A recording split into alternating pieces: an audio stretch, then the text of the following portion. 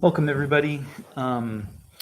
This is the Zen meeting for the Dharmabumtemple. See a few new faces here and everything. So there are two meetings going on today. There's a recovery Dharma meeting downstairs. It's really good. It's also that same meeting happens here on Fridays from 7 to 8:30. So I just want to make sure everyone's here in the right space. And I know Vicky probably already said that. So sorry for the redundancy. Hey, everybody. So I guess, is this anybody's first time at Dharmabumtemple? Okay, we got one person here, and I'm assuming it's the first time for some folks for the Zen meeting as well. No? Okay, so just your first time for both. So yeah, the Dharmabumtemple is kind of like a non-denominational Buddhist temple, so we do a lot of different things here. This is, I believe, our only Zen meeting that we have. And I kind of take the meeting from a Soto Zen angle for the most part. And yeah, the meeting's super fun. I really like this practice a lot, and it's a lot of meditating. I'll do some instruction on kind of like how to meditate and everything at the beginning. And then I may, kind of advise on some other stuff in the middle. But we'll do a little bit of instruction first, and then we will meditate for like 15 to 20 minutes. And then we'll have a break where I'll talk a little bit from Zen Mind, Beginner's Mind, and open it up for a little bit of discussion if y'all have anything you want to kind of talk about. Maybe we'll be inspired during the meditation as well to think about some other stuff. I always sometimes think of things while I'm meditating up here, and it's super fun to just come up with it on the fly. And then we'll meditate again and kind of close out things at about 6:55. So like I said, a lot of meditating. This is an unguided meditation, so I'm not going to be saying anything during the meditation practice. I like to think of it as kind of like a freestyle in a way. So you really fall back on, I think, the core aspects of the meditation practice for the most part. Like, if you're thinking about posture and you're thinking about breathing, and you're thinking about just kind of stability and comfort, then I think you're doing a really good job meditating overall. And the mind will wander, I think, at first, and in my experience, settle down at some point. And if you want to like anchor yourself in the present moment, you can do a breathing exercise, maybe do just a round of 3 breaths and try and do slow breaths as well. You can also count the breath. So if you count each cycle of inhale and exhale as one count, go all the way to 10. And then if you make it to 10, which is impressive, start over. And that's actually like a really advanced, I think, practice in general. So yeah, should be cool. We're also broadcasting here, so I may look at the computer a little bit just to make sure that there's nobody asking any questions or anything. But yeah, I guess so for the instruction. So like I said just a minute ago, comfort and posture are really important aspects of this practice, I think. I want you to be comfortable. So if you feel anything that you need to address, please do so. I think some folks emphasize kind of stillness as part of this practice. And I think that's really, really cool, and definitely something to try and focus on is just being still. But if you need to move 100 times during this practice to kind of address anything, that is totally fine as well. So please be comfortable. And when I say posture, I mostly just mean kind of like a straight back more than anything. And so I'm seated here in kind of like a 3-point posture in a way. So got my knees lightly touching the ground, and then I'm seated on the cushion here. And this creates a little bit of a triangle effect that I like to think of as stable. And if you're seated in the chairs, what you really want to go for is like having your feet maybe flat on the ground and then a little bit kind of spread apart, like shoulder width. And then with your, seat and the cushion and everything, this creates that similar triangle effect of stability. And then I know it's tempting to kind of lean back in the chair, but if you are able to, for the duration of the meditation, maybe kind of lift your back off the chair a little bit and kind of float here. And for a straight back, you want to do ears over shoulders and then the nose over your navel. So if you're wondering what straight is, that's generally what it is. And there's instruction from the Shobo Genzo, which is kind of like the core Soto Zen, I think, document from the 12th century AD. And it literally says to kind of like sway back and forth like this, sway kind of like this as well. And you can find your straight kind of posture there. It's funny because it works and it's like old wisdom, I think. So I really dig that. Yeah, so been really vibing with this kind of 3-point guidance as well. So for this practice, I think tonight, let's think of kind of body like mountain and breath like wind, and then mind like the sky. So kind of, breathing like the wind is really, I think, a kind of inspiring thing. And then the stability of the mountain, and then just broad openness of the sky for your mind. And yeah, I'll begin with 3 invitations of the bell to begin, and then I'll ring the bell 3 times again to kind of close us out for the first meditation. And yeah, see you soon.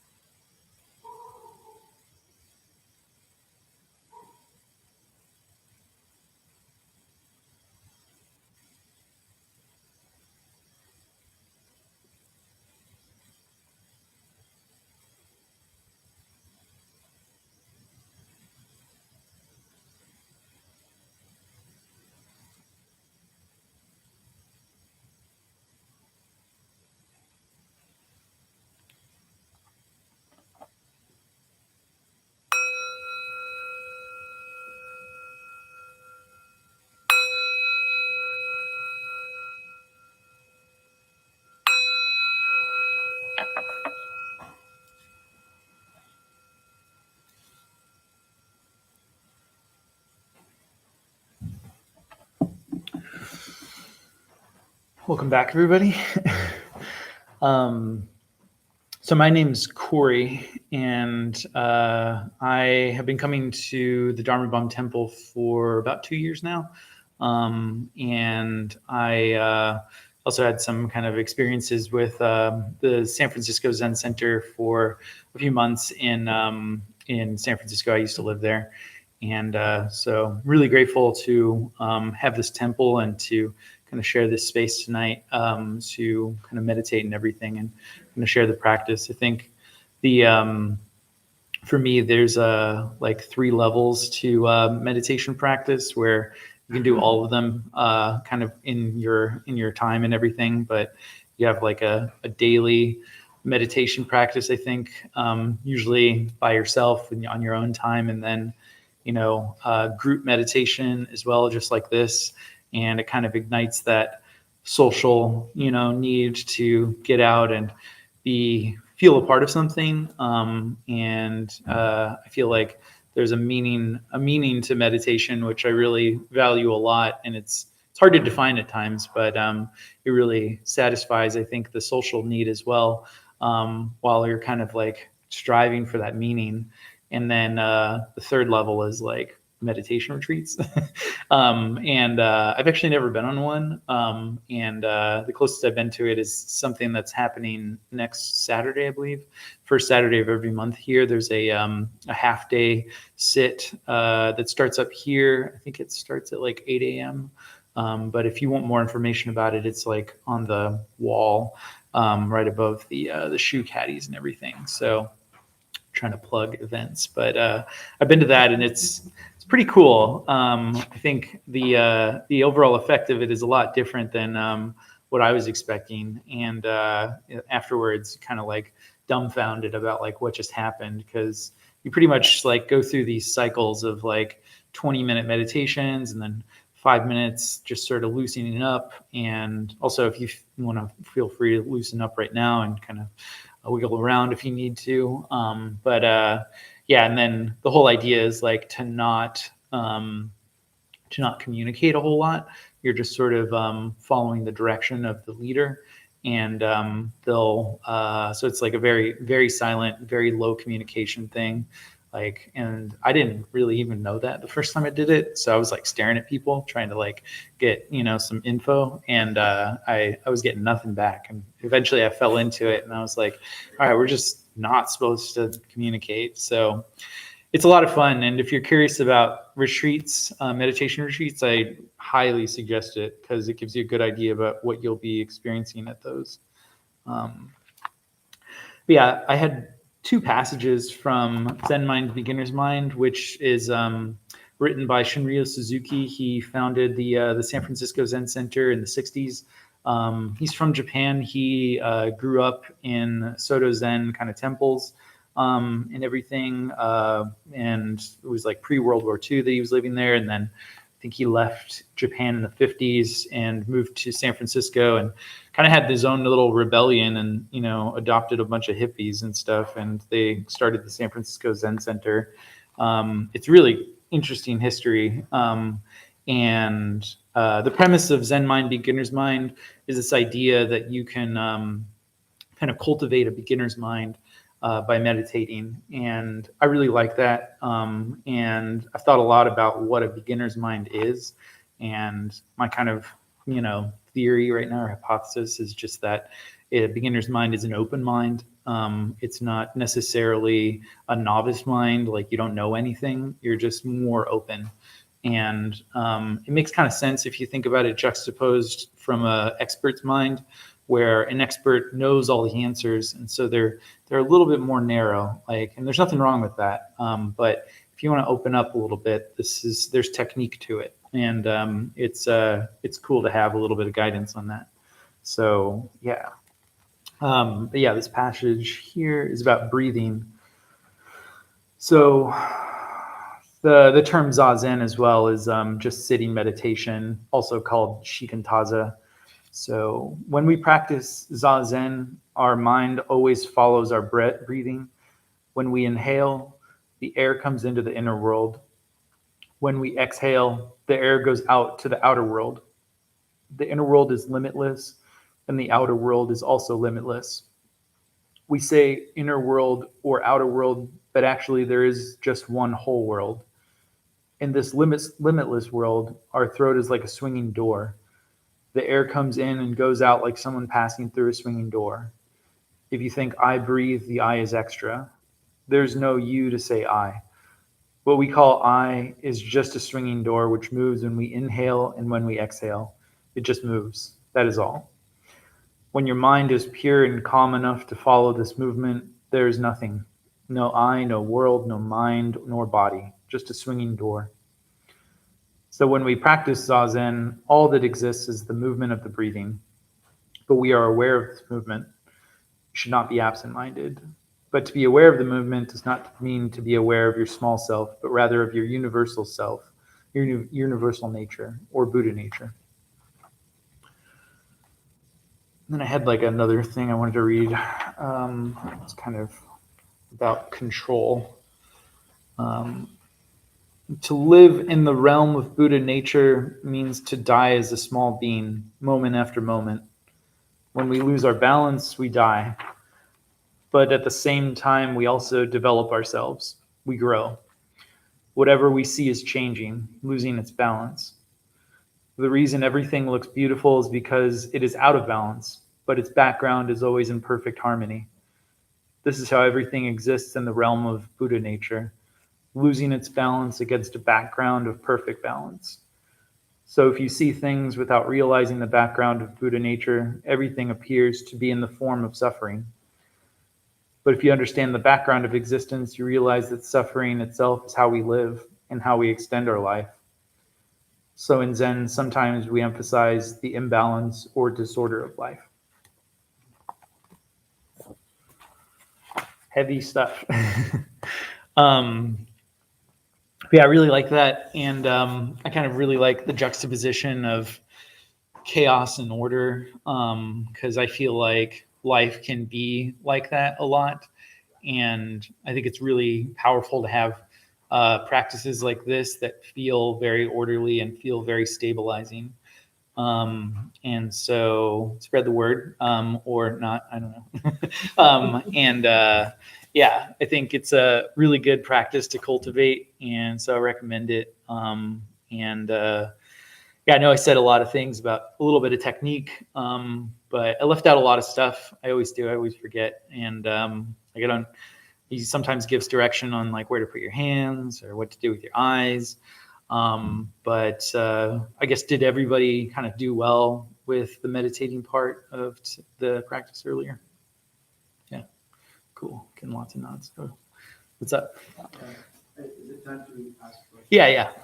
So I tend to go, I try to focus on my breath, but of course with mind, I kind of anticipate what's going to go after or in the future. So, and I find myself going into like a sleepy mode, and then it loses the count of my breath. So I don't know if that's like a thing or not. Yeah, I mean, it's the practice of meditating and zazen is very much awareness and being present. And so I think I'm aware of the fact that you're tired. So I think you're aware of it now too. So that's something to kind of take away from this moment in this practice tonight. And you can do with that what you will. But yeah, I think as far as like techniques for feeling tired, it's like it's so hard to fall asleep in this posture. And when you're kind of sitting straight up and everything. And so if you do kind of fall or whatever, it's like your mind is gonna, or your body's gonna like keep you awake. And I think we've actually had this practitioner or leader from Hidden Valley Zen Center come through here, and they've given some really good instruction on how they do zazen. And they'll literally like kind of instruct to arch all the way forward like this and really put your stomach over your feet and then kind of have a straight back like this. And it's impossible to like fall asleep this way. So I think, and that's, I think, part of the body practice of meditating is that you're very much in an active position to not fall asleep. And we're not sleeping. We're very much awake and aware, and because we're kind of like focusing on posture, it's really much like an active mind. So yeah, I think those are just some things to think about.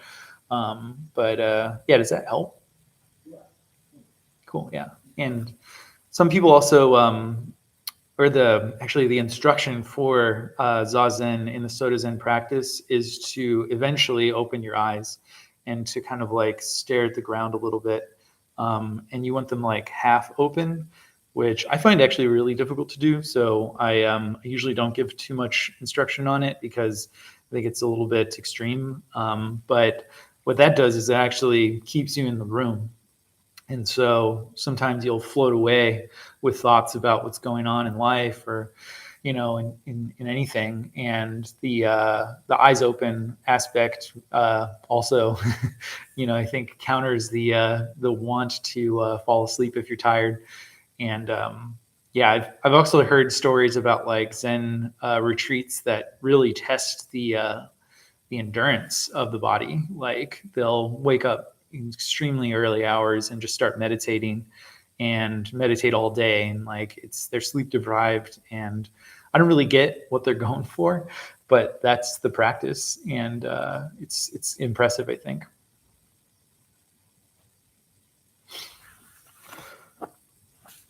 Yeah, I guess so. How was everybody else's kind of experience of the meditation as well? Was there any doubts about anything? You just get one back to the mountain and breath and the sky and clouds. Yeah, And yeah. the clouds are the clouds. Okay. Just watch them go. Yeah. So it's helpful to have that visualization. Yeah, I like that visualization a lot too. And I think it speaks for itself, it's good.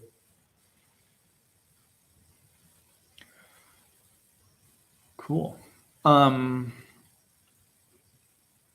We'll give it like maybe another minute, and anybody has anything maybe that they want to share or ask any questions about, yeah, go ahead. Well, firstly, thank you for the tip about the. Oh yeah, the swaying. That really helped. I know, right? I'm also wondering, is there a point, maybe it's worth mentioning, I'm very new to this, is there a point where you're not, I find myself fine-tuning my posture, maybe a centimeter closer back. I'm always trying to find it. Yeah. I mean, what I said earlier about like kind of allow yourself to move 100 times, it's something that I heard that, and it kind of liberated me to make those adjustments constantly. And I think, I think in my early practice, I fell into this trap of like locking myself in and being like, this is the posture, and it can get excruciating. And that's, I think, fine, if that's how you want to kind of practice and everything and sit. I think Michael, who led last week, he said something about how, you kind of want to sit in a way that that you're sitting. And so it's not too relaxed in everything. So there's a little bit like a slight level of discomfort through it all. But yeah, if you find yourself adjusting 100 times, like it's great, I think. And I think if you're comfortable and attentive, that's, a really great aspect of the practice. Yeah, thanks for the question.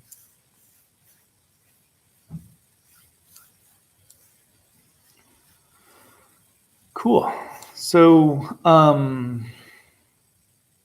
like I said, we'll be meditating a lot. So, I think part of the I think the allure for this practice for me in general is that we actually meditate twice. So there's I think an awareness that I like to bring light to about the difference between this first meditation and the second meditation. And so if y'all have maybe some kind of I guess observations about it, I'll have like a moment before we close out later to maybe talk about it. But yeah, I usually I notice there's a difference, and I think that's pretty cool. So yeah, jump right in.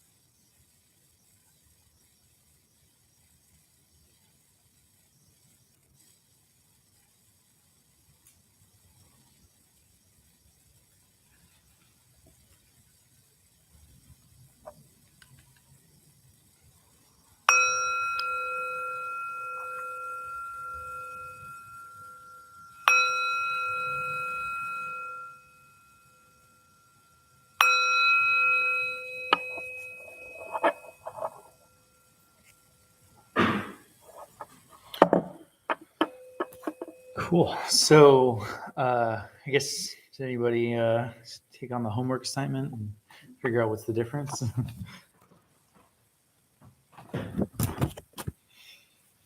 Second one was shorter. Yeah, definitely.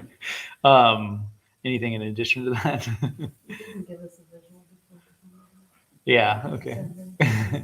Well, you remember the first one though. Cool. Yeah, I just know there's a feeling, and I think there's a different feeling between the two. Somebody a few weeks ago, they said the first one's like coming into the room, and the second one is really settling into the space, which I thought was like very poignant. So I liked that, and yeah, want to kind of make more things arise from the Sangha. So yeah. Yeah, before we have Vicky come up and do the kind of closing announcements, we'll do the dedication of merit. So if you feel comfortable bringing your hands to heart center. So may any merit gained from this practice be transferred and of benefit to all beings in all directions. May all beings be at peace. May all be free from suffering.